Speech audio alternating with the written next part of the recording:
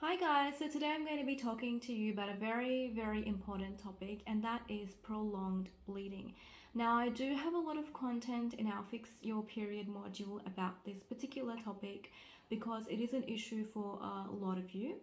But I wanted to make a video on it separately just because I get so many questions on this, and I'm not always able to individually answer each and every one of your questions. So I thought that I will make a video which is kind of summarizing what this is, why this happens, and what are the major strategies that you can take to help fix this issue.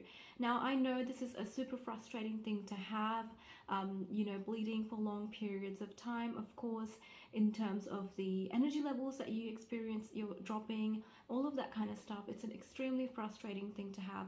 So it's really important that we talk about this today. So first of all, let's define prolonged bleeding, just so that it's clear to you what I'm talking about. So one thing what prolonged bleeding is that you might just get spotting throughout the month, or you might just get a very long period where you're just getting, instead of 7 days, sometimes it goes on for 2 weeks, sometimes it goes on for 3 weeks, and then you get your bleeding to stop for a week and then it starts again. For some people, you even have extreme bleeding throughout the month. So there are varying degrees through which you can get prolonged bleeding. And so let's talk about why this happens. Now, I want you to understand that estrogen is the main thing that you really need to understand what it is and how to balance your estrogen and progesterone levels, because this is a major reason why this is happening.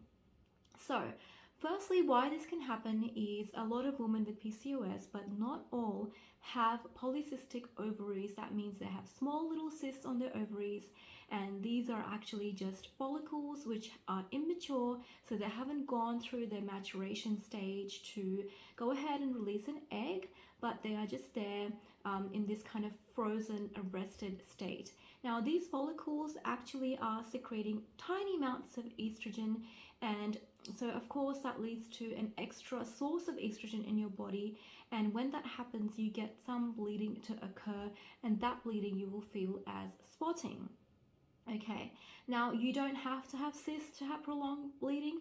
Another reason why you have prolonged bleeding is you have an unbalanced ratio between estrogen and progesterone. Now, what that means is several things. Number one, it could be that you just have a very low progesterone, your estrogen levels are normal, but you just don't have that right amount of estrogen opposing the progesterone, because remember, you need them working kind of together with each other to get that proper balance, so you're not bleeding all month long, you have this proper length of period. So that's one case where you have extremely low progesterone and you just don't have enough of that opposing estrogen. The second case is that you have normal levels of progesterone, but you still have high levels of estrogen. Now, that could happen due to several reasons. One of them could be external endocrine disruptors coming through. If you go ahead and read the material in the Fix Your Period module, I believe this is step 2 of your Fix Your Period module, I talk about this in detail, so it is all there in writing. That's why every time you ask me a question, I urge you to go ahead and check out all this content that I create for you, because I have literally spelled out every single thing for you on this platform. Okay, and one thing I do want to mention before I continue is that there isn't anything magical I'm going to say that's going to fix it. You do have to put in the work, especially with something like estrogen imbalance. It didn't happen overnight, so you cannot expect it to be fixed overnight as well. Okay, so we were talking about estrogen and how we have an imbalance of estrogen and progesterone, which leads to your body spotting constantly. So now the other way that you can have excess estrogen coming through is you might be overweight. So when you have more fat content inside your body, your fat cells also store estrogen, and when they store estrogen, that leads to, of course, another imbalance of estrogen and progesterone inside your body, and that of course can mean that you are getting really heavy bleeding as well, and you're getting heavy periods, you're getting this extreme type of PMS where your breasts are tender, you're moody, you just feel like you're nauseous, you're very bloated as well. So that's another one of the reasons why we can have estrogen dominance as well. Okay, so just on that topic, some people might not even get prolonged spotting throughout the month. They will just have really, really heavy periods, even if they are just for lasting for that 5 to 7 day period. They're just getting very heavy periods. That's also a sign of estrogen dominance. You do not have to have these painful and extremely heavy periods. So you also want to make sure that you are listening into this video. Now, let's come to the information, what we can actually do to help balance our estrogen levels. Now, the number one reason why women with PCOS are more prone to this is because a lot of us are just not ovulating regularly. So obviously ovulating means that you are releasing an egg, and I really encourage you to go ahead and read the Understanding Your Menstrual Cycle topic in my Fix Your Period module, which is the first one, to understand what I'm talking about here as well. It is super helpful, and I think it is absolutely essential knowledge for every single one of us in this program. So basically what happens is when you're not ovulating, you're not producing progesterone, because pretty much the only way women make progesterone, which is of course your mood regulating hormone, which is there to balance, oppose your estrogen, which is there to make sure that you have a successful pregnancy. Now, if you're not ovulating, you're not getting those adequate levels of progesterone, you're having too much estrogen, and that is causing you to have prolonged spotting, or that is causing you to have a heavy bleeding. So when you want, in terms of ovulation, I have a Kickstart Your Ovulation Guide. It is also in your fertility module. If it's not there, then it will be in your Fix Your Period module, and that again spells out everything for you.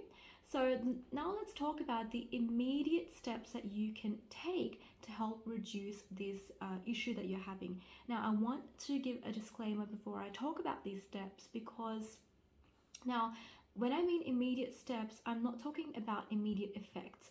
So I'm not saying that you're going to do this today and your bleeding is going to stop. I'm not even saying that you're going to do this today and your bleeding is going to stop next week.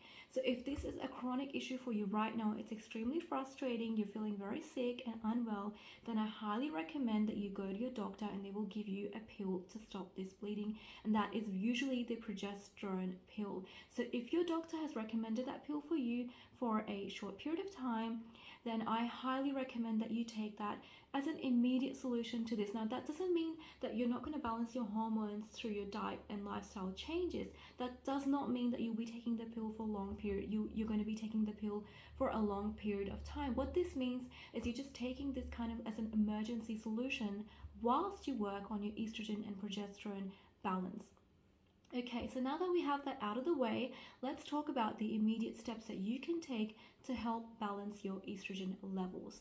Number one step that you want to take is you want to make sure that you are increasing your fiber intake. Usually when people have this issue, most of them have chronic constipation. Constipation reintroduces estrogen back inside your body. So make sure that you're getting adequate fiber intake. Make sure that you're having regular bowel movements. So that is your first goal, to make sure that you're going and releasing stool every single day, because you do not want constipation. You don't want that estrogen coming back inside your body. And of course, another reason why I want you to increase fiber intake is because of your gut health. One of the ways that estrogen is being reintroduced back in your body is because of excessive gut inflammation. And to reduce that, you need to increase fiber intake. Now, I don't want you to be turning to supplements to increase fiber intake. I want you to be increasing your fruits and vegetables. Okay, make sure that you're eating lots of vegetables throughout the day. Fruits as well. No, they will not raise your blood sugar levels. Okay, I want you to make sure that you're getting enough fiber intake, going to release stool on a regular basis, and that you are not constipated. You can also take magnesium. You should be taking magnesium, because remember, that is an essential supplement. Okay, the next step, which again ties in with gut health, is I want you to have a raw carrot salad every single day. And that, the recipe for that, you don't really need a recipe, but this particular recipe I've included because it has some additional ingredients as well, which help with your estrogen balance. So you can go ahead and check that out. That will tell you a recipe, and I want you to have that every single day. And these have to be raw carrots, because as I explained in that particular recipe, that raw carrots have this type of fiber which helps your body get rid of estrogen. The second thing I want you to do is support your liver function, because your liver is where your estrogen is exiting your body, is where your estrogen is being metabolized, so that all that excess estrogen is exiting your body. And when your liver is kind of sluggish, that estrogen kind of does not get released from your body, is not excreted properly from your body, and it's being reintroduced back inside your body because your liver is kind of being overloaded with all this estrogen coming in. Now, where can this estrogen come in from? It can come in from the environment. So your endocrine disruptors, things like perfumes, your beauty products, your cleaning products, all of those can bring in your estrogen. You can start to reduce your plastic use. So go into your kitchen as a first step and swap out all your plastics for your glass. Do not, and I cannot stress this enough, do not ever heat up plastic in the microwave oven. You will be releasing those endocrine disruptors right directly into your food. I also want you to drink filtered water from a tap, filtered tap, or like a filtration device installed into your tap. I don't want you to be drinking bottled water, because again, you're introducing plastic into your water. So filtered water, because your tap water will usually have some level of endocrine disruptors, toxins in there as well. Okay, so that's your first step, the reduce endocrine disruptors. And I also talked about increasing fiber intake, improving your gut health. You can take a liver cleanse supplement. So the one that I like is by JS Health Vitamins or by Thorne Research. So you can go ahead and research those in the on Google. You'll be able to find them really easily. These are my favorite ones, but that's not to say these are the only good ones. If you cannot find these, if you cannot have access to these, then go ahead and get one that you find is locally available to you. And what this liver cleanse supplement is, basically, it just contains a bunch of herbs which help to support your liver function to get estrogen out of your body. Second thing is, I want you to be actively trying to lose weight.